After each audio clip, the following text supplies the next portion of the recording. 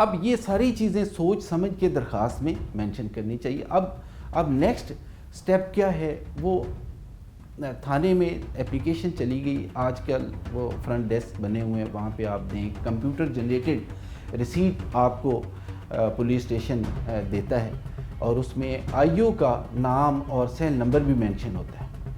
اس کے بعد آپ نے اپنے کیس کو پرسو کرنا ہے تھرو آئی او جو بھی اس میں نامینیٹ ہوا ہے. اب اس نے اپنی پروسیڈنگز کرنی ہے.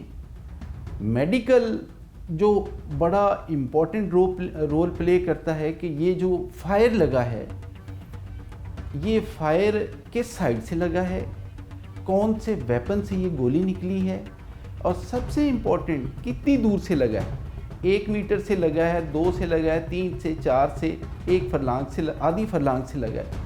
تو وہ اس کا تعین کرتی ہے میڈیکل رپورٹ, اور اسی پہ کیس بلڈ اپ ہوتا ہے.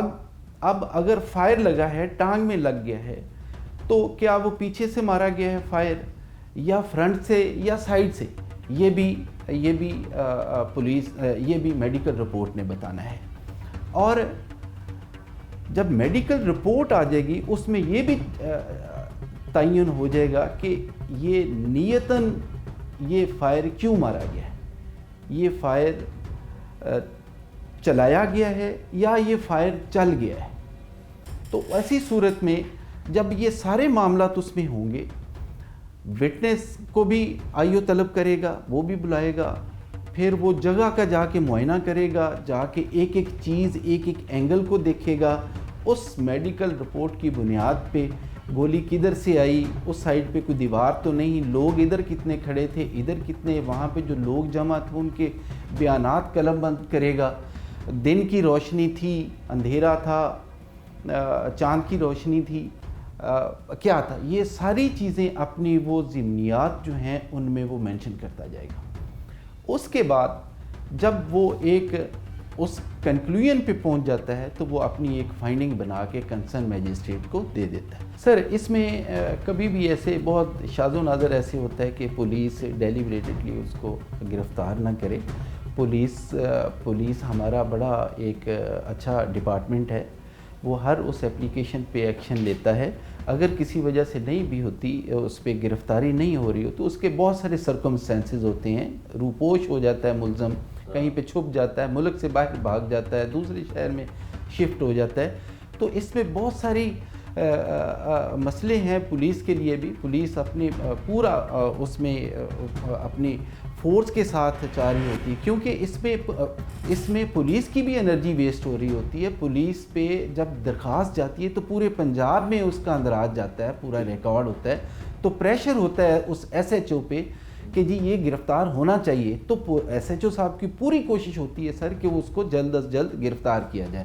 ہاں اگر نہیں بھی ہوتا گرفتار, کسی صورت میں 2-3 دن گزر جاتے ہیں اور وہ انٹرم کروا لیتے ہیں, تو انٹرم کروانا تو ہر شہری کا حق ہے, ہر ملزم کا حق ہے, کیونکہ ہمارے قانون میں یہ چیز دی گئی ہے. تو قانون کا فائدہ قانونی طور پہ اٹھایا جاتا ہے جی, اور وہ ملزمان اٹھاتے ہیں. اگر گرفتاری کسی پولیس کی میلا فائڈی انٹینشن کی وجہ سے نہیں ہو رہی, دین پھر آپ وہی اپلیکیشن دیں گے جسٹس آف پیس کو کہ جی یہ اس میں گئی ہے, لیکن ابھی تک پولیس ناکام ہے گرفتار کرنے میں ملزم کی, تو آپ پلیز ان کو ڈائریکشن دیں کہ یہ ملزم کو گرفتار کریں. تو آپ ایک میں اور بھی یہاں پہ ایک چیز ایڈ کروں, کمپلیننٹ کو پورا سپورٹ کرنا چاہیے آئی او صاحب کو اس سارے مسئلے میں, سارے پروسیس میں, گرفتاری کے پروسیس میں, کہ جی یہ معاملات ہیں, یہ ریلیٹیوز ہیں, یہاں وہ جا سکتا ہے, یہاں پہ وہ بیٹھ سکتا ہے. تو یہ پورا ہمیں سپورٹ کرنا چاہیے تاکہ پولیس کی رہنمائی ہو سکے. سر اس میں ایک اور ایف آئی آر بھی ہو سکتی ہے. اس جو نئی جو انہوں نے تھریٹس دی ہیں اس پہ ایک F I R same police station میں ایک درخواست دی جا سکتی ہے.